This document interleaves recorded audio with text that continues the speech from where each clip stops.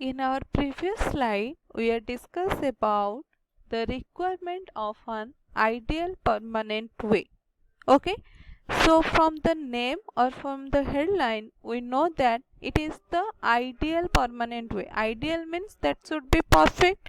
So whenever we make a perfect permanent way, then what are the requirement, basic requirement which make the permanent way ideal? Okay, so what are that criteria that make the permanent way ideal? That is, the alignment of the track should be correct. The track should be possess sufficient elasticity. The track should design that load of the train should be distributed uniformly over it, and the gauge which is provided in the track that should be correct and uniform, and whatever the gradient is provided in the rail or in the track that should be uniform in joints, points and crossing that are be designed and maintained properly, and the friction which is created between the wheel of rolling stock and the rail that should be minimum. So whenever the permanent way are contained this criteria or comes under this criteria, then we will call that it is your perfect permanent way or ideal permanent way. So whenever your permanent way make ideal, that means your train move in high speed, comfortably and speedily. That's why we require ideal permanent way. Okay, so this is all about your requirements of an ideal permanent way. So next come to the second slide. What are the components of permanent way? So basically in our first diagram, this is the track cross section of your cross section element of your permanent way. So in this picture we are see here what are the component. Basically here present your rail, your sleeper, your ballast and all the fastening instrument. Okay, so basically components are your rail which shown in the figure, sleeper, fasteners, ballast and subgrade. So we will discuss about this. So see here this picture, this is a rail track of your, and here these both are your steel and iron rail which are laid over the ground and the train move over it. So next is your sleeper. These are the sleeper. About your sleeper we had discussed little bit in our previous first chapter.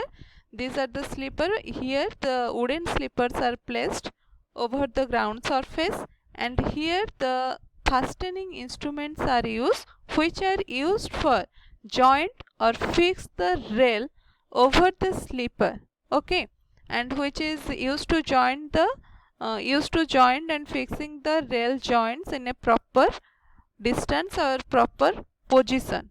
And next one is your ballast. Here all over the sleeper and around the sleeper or below the sleeper, the ballast are provided on the track which gives the support to the sleeper and the rail, and the main motto to use a ballast or main function of the ballast used is to transfer the load of the train which the load or stresses applied of the train to the rail, that load ballast transfer from the rail to sleeper, and next sleeper will transfer that load from the ballast to your ground surface or your formation width.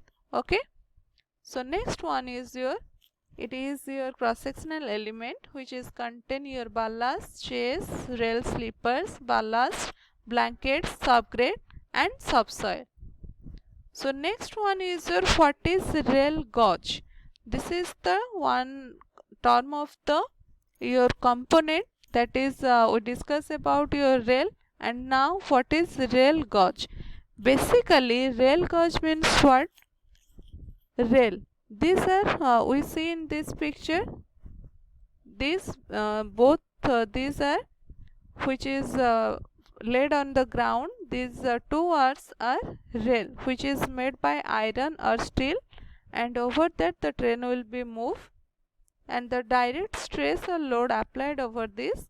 So the distance between the two rails, inner to inner portion, that is called your rail gauge. Okay, so now we discuss about what is the definition of your rail gauge. Gauge means what? Gauge means it is the minimum distance between inner face of two rails, and in India railway which follows this standard practice, and the gauge which is measured as the clear minimum distance between the running face of two rails. So this is the image. This is two rails are provided, and these are the coning of the wheel. Over that the wheel of the train will be moved in the center portion. So see here, the gauge means from the inner portion of the rail to the second rail inner portion, this distance is your rail gauge, and this is the distance of your medium diameter, both of the coning. So next come to the about know what is rail gauge.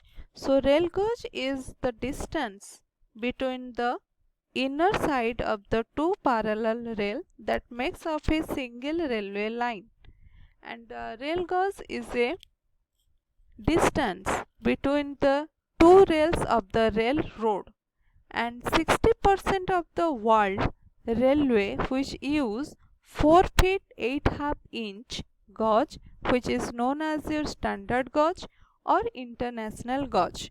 Okay, and the rail gauge is larger than standard gauge are called as broad gauge, and the rail gauge which is smaller than the standard gauge, that is called your narrow gauge. So basically gauge means it is the distance between the two rails inner to inner portion, and it is divided into four types, that is standard gauge, broad gauge, meter gauge and narrow gauge. So basically the distance of the gauge of standard gauge is your 4 feet 8.5 inch, which is used in all over the India or all over the world, which is 4 feet and 8.5 inch. Okay, which is basically 1435 mm distance, and the which is called is broad gauge, which is larger than the standard gauge, that is called your broad gauge, and which is lesser than the standard gauge, that is called your meter gauge, that is called your narrow gauge. Okay, and a dual gauge railway has 3 or 4 rail position, so that trains or two different gauges can be used in that portion, and a place where different gauges meet is called a break of gauge. Okay, so next one is your rail gauge is which is divided into basically four type, your broad gauge, meter gauge and narrow gauge. So you always remember that broad gauge means it is greater than standard gauge, and narrow gauge means it is lesser than standard gauge, and standard gauge dimension is width is your 1435.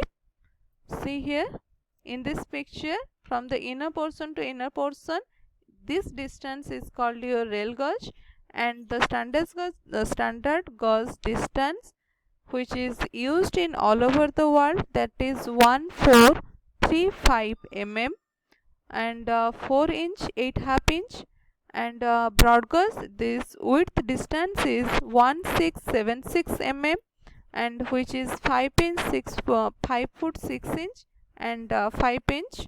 Okay, and next one is your narrow gauge, which is width is 762 mm, and meter gauge, that is 1000 mm.